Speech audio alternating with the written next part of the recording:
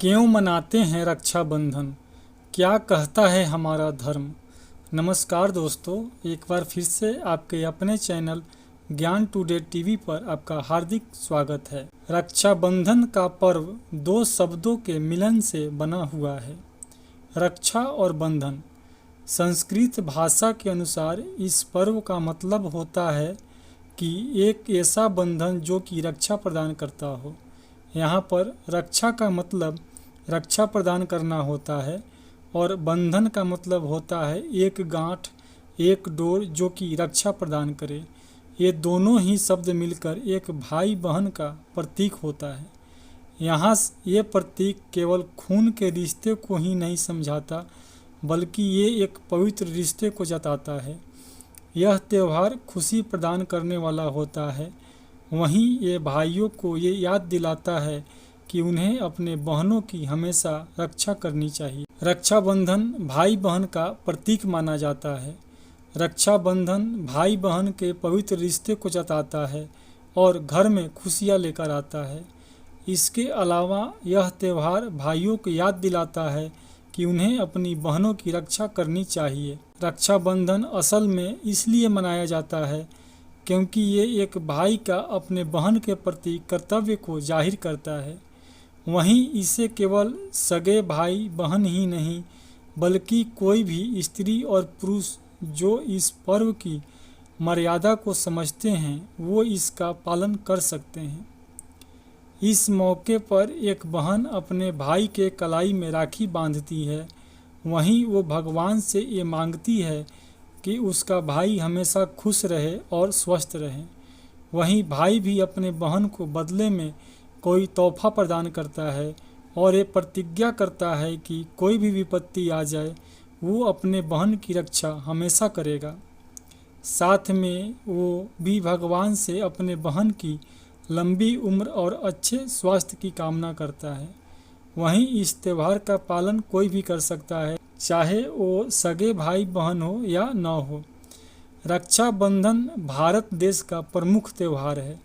यह श्रावण मास की पूर्णिमा को मनाया जाता है। इसे नारियली पूर्णिमा भी कहते हैं। रक्षाबंधन के दिन भगवान शिव का पूजन पूर्ण होता है और इस दिन भारत के प्रसिद्ध तीर्थ अमरनाथ में एक दिन के लिए शिवलिंग का निर्माण होता है। इस दिन यात्री कठिन यात्रा करके भगवान शिव के दर्शन करते हैं। रक्षाबंधन अथवा राखी का त्यौहार भाई बहन को स्नेह की डोर में बांधे रखता है और इस दिन बहन अपने भाई को राखी बांधती है और उसके जीवन की मंगल कामना करती है। भाई अपनी बहन की रक्षा का वचन देते हैं। दोस्तों, रक्षाबंधन की शुरुआत कैसे हुई, चलिए इस विषय पर एक नज़र डालते हैं। पहली कथा है, माता लक्ष्मी ने राजा बलि को बांधा रक्षा सूत्र। हिंदू पौराणिक कथाओं के अनुसार हजारों साल पहले राखी बांधने का प्रचलन शुरू हुआ था। सबसे पहली राखी या रक्षा सूत्र राजा बलि को बांधा गया था। उन्हें माँ लक्ष्मी ने रक्षा सूत्र बांधकर अपना भाई बनाया था। राजा बलि ने जब 100 यज्ञ पूर्ण कर स्वर्ग का राज छीनने का प्रयास किया तो देवराज इंद्र ने भगवान विष्णु से प्रार्थना की। भगवान विष्णु ने वामन अवतार लेकर राजा बलि से भिक्षा में 3 पग जमीन मांगी। भगवान ने 2 पग में ही पूरी धरती नाप डाली और फिर तीसरे पग देने के लिए तब राजा बलि से कहा। इस पर राजा बलि समझ गया कि वामन रूप में दिख रहा यह भिखारी कोई साधारण भिखारी नहीं है। तीसरे पग के रूप में राजा बलि ने अपना सिर भगवान विष्णु के आगे झुका दिया। इससे भगवान विष्णु राजा बलि की भक्ति से प्रसन्न हो गए और वरदान मांगने को कहा। तो राजा बलि ने मांगा कि भगवान स्वयं उसके दरवाजे पर रात दिन खड़े रहें। ऐसे होने के बाद भगवान विष्णु राजा बलि के पहरेदार बन गए। कहा जाता है कि काफ़ी दिनों तक भगवान स्वर्गलोक वापस नहीं पहुँचे, तब माता लक्ष्मी ने राजा बलि के पास जाकर उन्हें रक्षा सूत्र बांधा और अपना भाई बनाया। माँ लक्ष्मी ने राजा बलि को उपहार स्वरूप अपने पति भगवान विष्णु को मांग लिया। उस दिन श्रावण मास की पूर्णिमा थी। तब से अभी तक बहनें अपने भाई को राखी बांधती हैं और इसके बदले भाई से रक्षा का वचन लेती है। इसी कहानी से जुड़ी कुछ और कहानियाँ भी हैं जिनमें राखी बांधने की बात कही जाती है। दूसरी कहानी है इंद्राणी शची ने बांधी देवराज इंद्र को राखी। भविष्य पुराण में एक कथा प्रचलित है जिसके अनुसार एक बार देवराज इंद्र और वत्रासुर में भीषण युद्ध हुआ। देवता और दानवों के बीच यह युद्ध 12 वर्षों तक चला, लेकिन उसमें देवता विजयी नहीं हो पा रहे थे। तब हार के भय से भगवान इंद्र देवगुरु बृहस्पति के पास पहुँचे। गुरु बृहस्पति ने युद्ध रोकने के लिए कहा। तभी इंद्र की पत्नी महारानी शची ने कहा, कल श्रावण शुक्ल पूर्णिमा है, मैं रक्षा सूत्र तैयार करूंगी जिससे उनकी रक्षा होगी और वह विजयी होंगे। इंद्राणी शची ने अपने तपोबल से एक रक्षा सूत्र तैयार किया। श्रावण मास की पूर्णिमा के दिन इंद्र की कलाई में बांध दी। ब्राह्मणों से मंत्रों का उच्चारण करवाकर भगवान इंद्र को बनवाया। इसके बाद युद्ध में इंद्रदेव की विजय हुई। यह रक्षाबंधन की कहानी सतयुग में ही हुई थी।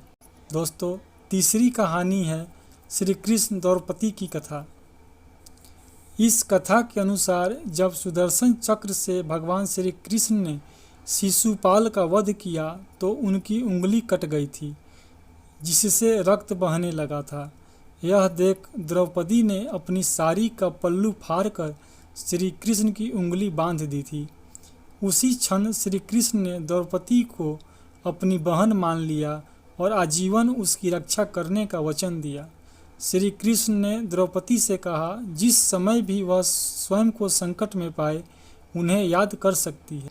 जब धृतराष्ट्र के भरी राजसभा में द्रौपदी का चीरहरण किया जा रहा था और द्रौपदी की साड़ी उतारने का प्रयास किया जा रहा था, तब भीष्म पितामह, द्रोणाचार्य और विदुर जैसे न्यायकर्ता मुख्य दर्शक बन गए थे।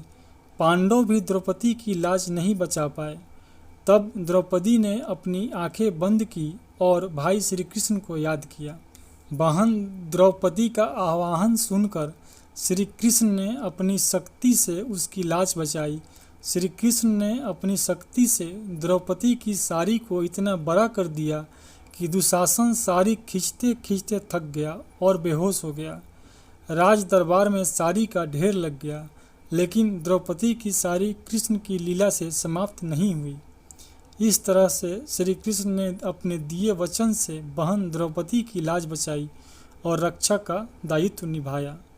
दोस्तों, यह कहानी आपको कैसी लगी हमें कमेंट करके ज़रूर बताइएगा।